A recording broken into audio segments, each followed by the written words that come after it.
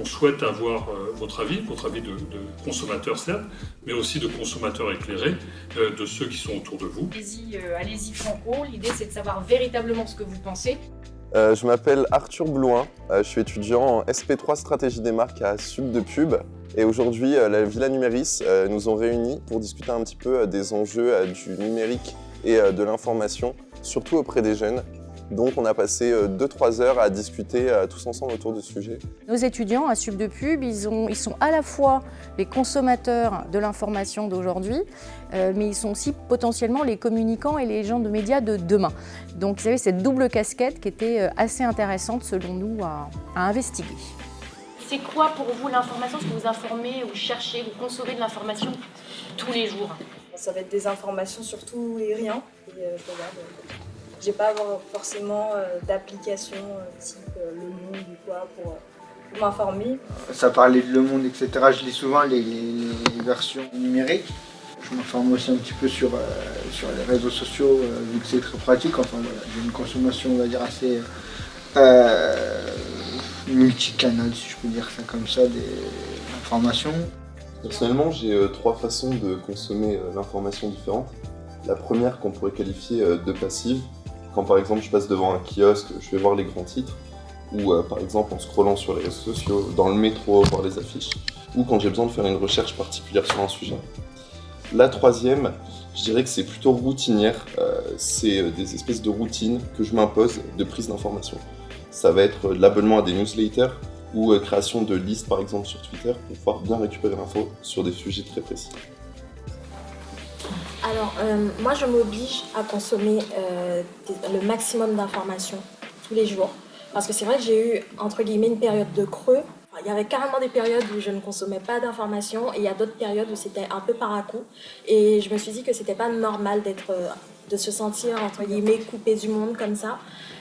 Parce qu'il y a tous les jours des choses qui se passent autour de nous. On a des façons beaucoup plus accessibles et beaucoup plus faciles maintenant d'avoir la moindre information. Donc je varie aussi beaucoup mes sources parce que j'aime pas l'idée d'être figée, c'est pas possible. Donc je m'informe sur les réseaux sociaux, sur les sites web. Je suis plus numérique forcément, donc j'ai une application qui regroupe un peu tous les titres quotidiens. Dès que j'en ai l'occasion, dès qu'il y a un point presse aussi, je profite pour prendre des journaux gratuits, ne jugez pas. Mais du coup, ça me permet de toujours garder ce contact entre guillemets avec le reste du monde. Salut, je m'appelle Chloène, j'ai 23 ans et aujourd'hui j'ai participé à toute une discussion autour du paysage médiatique, de notre relation en tant que jeunes à ces médias, de notre consommation et bien d'autres sujets tout intéressants. Je pense qu'on ingère aussi beaucoup d'informations inconsciemment. Je veux dire, avec tous les réseaux sociaux, on peut défiler le scroll et en fait on se rend compte qu'on consomme en fait de l'information sans même l'avoir voulu, malgré nous. Et du coup, moi je sais que je suis au courant par exemple de plusieurs événements qui peuvent se passer dans le monde alors que j'ai pas forcément, je suis pas allée chercher un article sur internet ou je suis pas allée lire un journal qui parle de ça, mais j'ai l'information.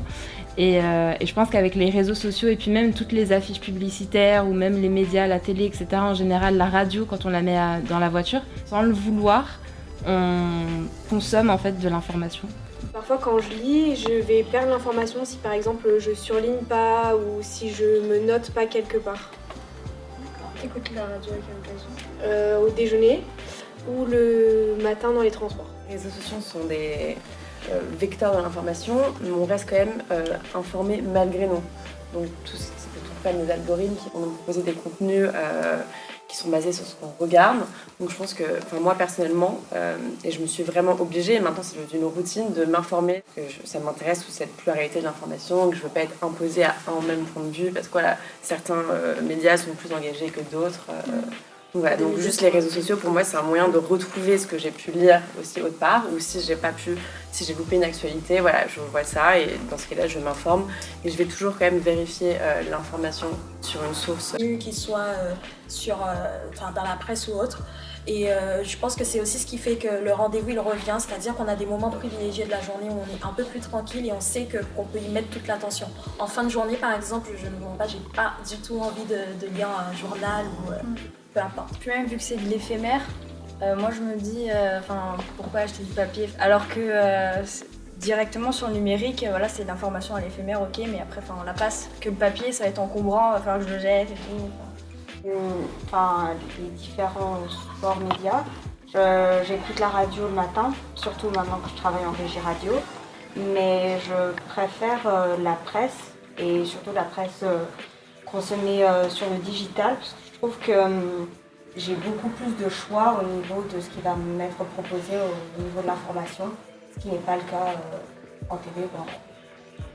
Et bien justement, prendre le temps de donner du temps à ce genre de thématique, ça reste quand même très important dans le sens où on vit quand même dans un monde hyper connecté qui va super vite et justement on ne prend pas assez le temps des fois de se poser les bonnes questions, de voir un peu tout ce qui se passe autour de nous et de vraiment analyser les choses et de trier toutes les informations qu'on peut recevoir. Je trouve aussi qu'on parle beaucoup de la praticité du digital, mais je ne sais pas pour vous, mais c'est vrai que j'arrive à certains moments à saturer.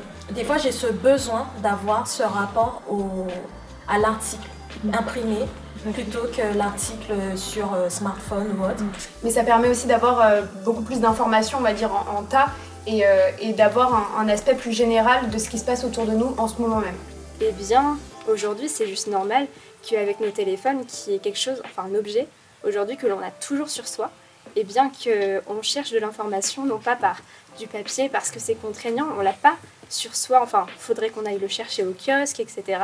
Et au final, c'est normal que par souci de facilité, eh bien qu'on utilise, c'est ça, et qu'on consomme des médias tels que propose Hugo Décrypte, Les Éclaireuses, Combini, et etc.